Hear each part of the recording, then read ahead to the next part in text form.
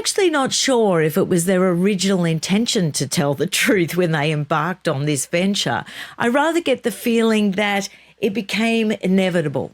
As they were talking to all their sources, and they seem to have spoken to a lot of people directly, I think it became clear that the real tale was about the duo's duplicity, about their victimhood, about how they spin everything so that they are always the ones being put upon, they are always the ones being ill-treated, when in actual fact the truth of the matter is that they treat other people rather badly. For once, Harry doesn't get off scot-free. He's painted as a rather dull person, but they do make it clear that he has a rather overinflated sense of his own intelligence.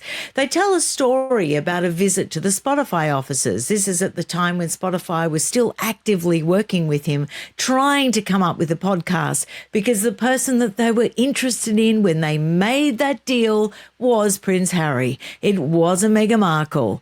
They pretended to be politely interested in what Meghan Markle came up with, but the reality is they wanted the world's first podcast with the son of a king. So Harry rocked up at the Spotify offices and he was asked if he would like, a beverage, just polite, and he ordered a hot chocolate.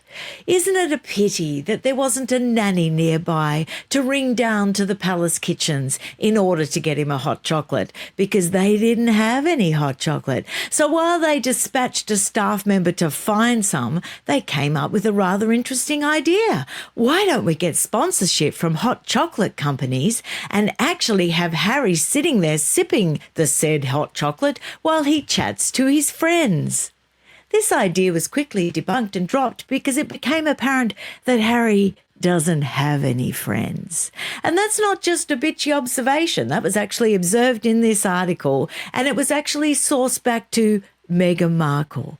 Meghan Markle actually stated to staffers and others that Harry apparently didn't have any friends. And I immediately thought, well, that sort of harks to the typical narcissist sort of MO when they're trying to isolate their fuel source, which of course is Harry. Now, this might imply that Has was actually left off the hook. I don't think so in this one. Unlike the Hollywood Reporter article that went to great pains to mention that Harry did enable Meghan's bad behaviour, they did also go to great lengths to point out what a happy, chappy, affable little ginger he was. This article, not so much. Frequently, they actually refer to both of them making staff lives miserable, and they do hold him much more accountable, I feel. Interestingly, I get the impression from this article that any podcast series actually produced by the Duke and Duchess could have been the Duke and Duchess of brain farts. They had so many great ideas, and some indeed were even started, but in the end they couldn't be executed, largely due to the behaviour of the couple themselves. They would get a great idea, but then wouldn't sort of double down and do any work on it. It was, like I said, dumped for impractical purposes because they just couldn't book the talent for their ideas. Often, too, they would backtrack.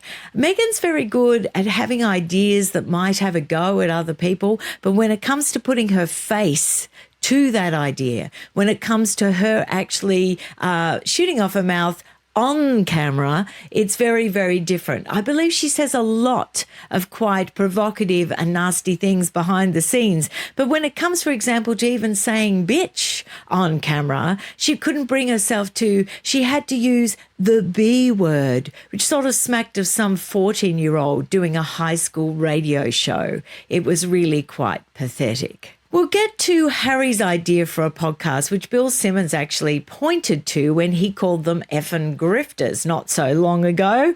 And of course, that was delightful at the time, but we get a little bit more information about that idea. I made some notes. Harry wanted to do a whole series on sociopaths. He then compiled a list of who he thought qualified for that. And that list was Vladimir Putin, Donald Trump, and Mark Zuckerberg. Then a direct quote from Has. I have a very bad childhood trauma. Obviously, my mother was essentially murdered. What is it about me that didn't make me one of the bad guys. It could be argued that Harry is indeed one of the bad guys by choice, because they are often defined by the company they keep. So I'm not sure he can really be that confident he's not one of them.